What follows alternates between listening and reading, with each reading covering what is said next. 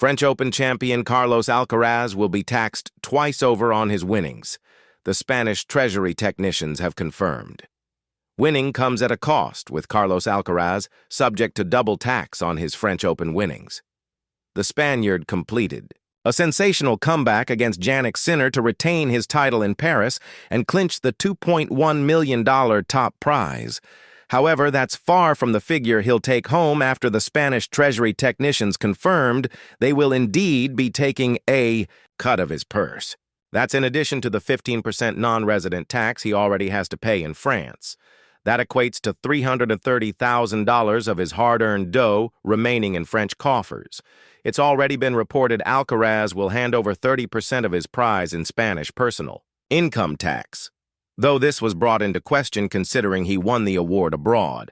However, Gesta, the Union of Treasury Technicians, has put the matter to bed and confirmed the tennis superstar will be subject to normal tax laws. He will benefit from certain deductions to ease the burden somewhat, though. Their statement confirmed Alcaraz will be taxed under personal income tax as a professional activity, deducting accommodation and stay expenses, expenses incurred for having his team of physical and sports trainers, and other deductible expenses.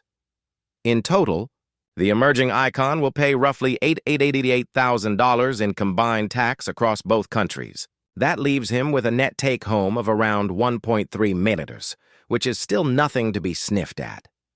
Gesta calculated total deductible expenses of around $256,000. That figure is totted up without considering the sum of other incomes and advertising, or image revenues he obtains throughout 2025, nor other reductions or deductions. Alcaraz continued his reign of terror on dominance and pulled off a historic win over Sinner. That result marked the first time a French Open final has featured 3 tie breaks, as well as the first time the singles decider was decided on a tie break. Interestingly, runner-up Sinner won't be subject to the same hit given he lives in Monaco, and that means he should, in theory, sacrifice just $163,000 of his 1.1 million winnings.